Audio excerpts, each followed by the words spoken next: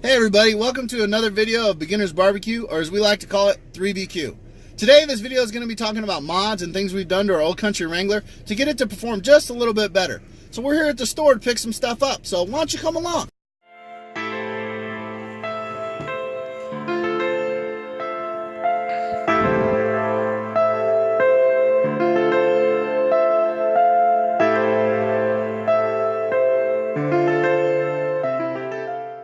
And if you haven't already noticed, hardware stores have a really good selection sometimes of grill accessories and or grills. So come check it out if you get a chance. But we're here to get expanded metal. So, excuse me, sir, do you know where they keep expanded metal? Yes, sir. The expanded metal is in aisle 27. So this is why you need to be careful when listening to other people when it comes to buying stuff for your barbecue pit. If you look here, we're in aisle 27, and sure enough, there's some expanded metal. It's a great price. It's only $9 for this whole sheet. But, you know, really we can't buy it because if you look at this label here, read that there, it's galvanized. Now, you don't want to put galvanized stuff in your barbecue pit because the nickel plating will burn off and you'll get what's called metal fever. You can Google it, it's pretty bad. But anyway, yes, you can use galvanized stuff if you burn the nickel plating off 3 or 4 times or more, but who wants to take that risk? Actually, in this hardware store, they have real expanded metal that's just straight steel. I don't have a guy that works in a metal fabrication shop that's going to hook me up with some expanded metal. Most of us probably don't, but if you know somebody, get some from them.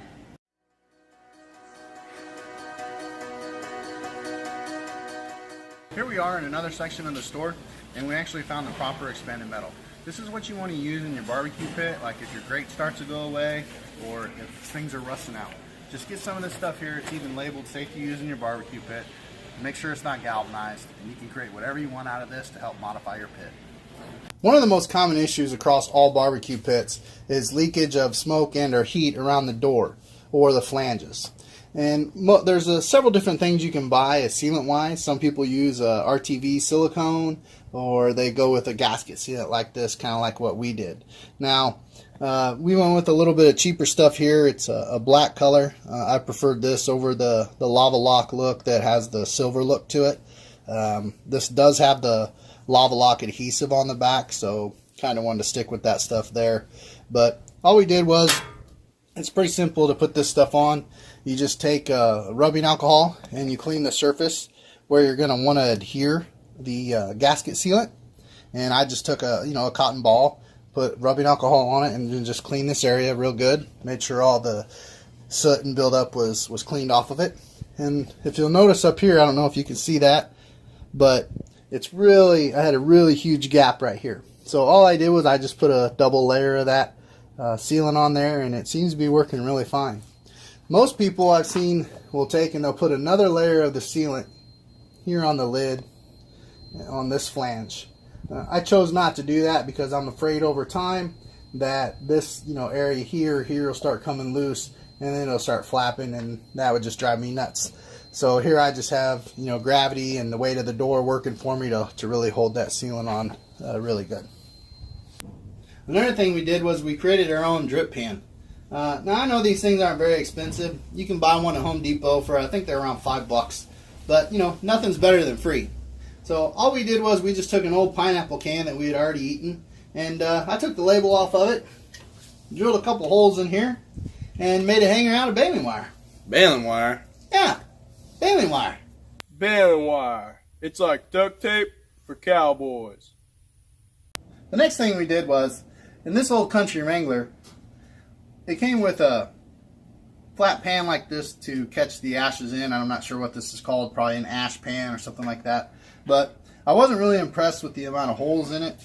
But, I know there's guys out there that engineered this that are a lot smarter than I am, but I decided to change this anyway.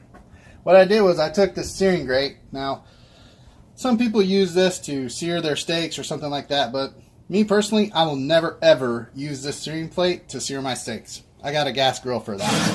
So I took this out, and I'm going to slide it down into the bottom of the firebox like this, because I want as much airflow as I can get to my fire. So what I've done here is this just creates a tremendous amount of airflow underneath and through our coals to keep the fire going.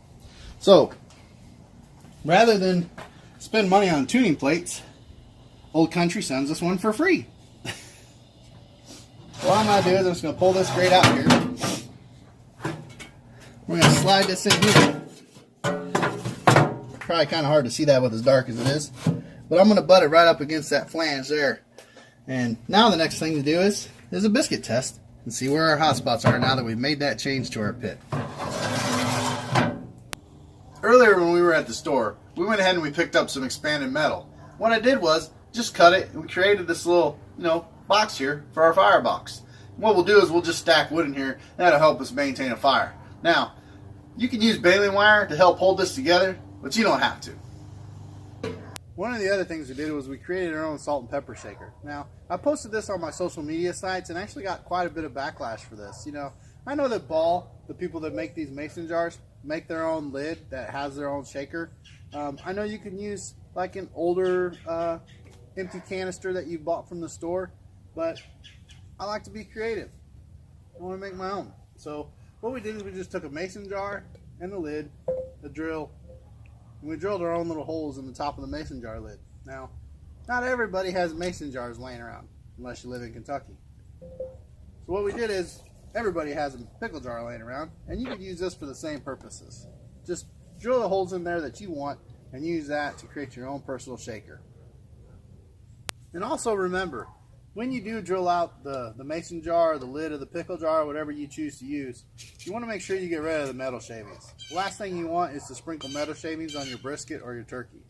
Go ahead and just take a paper towel, clean this out with soapy water, and then what I did on the back of this is, be really careful if you got dainty hands, but take some sandpaper and hit the back of these to get those burrs off with the sandpaper. It should be good to go. Now that we're pretty much complete with all our mods, including removing the rust, cleaning and seasoning our pit, we're ready to finally cook. Make sure to like this video and subscribe to our channel. Also, leave a comment below and give us some suggestions of what you'd like to see us cook first. Thanks for watching.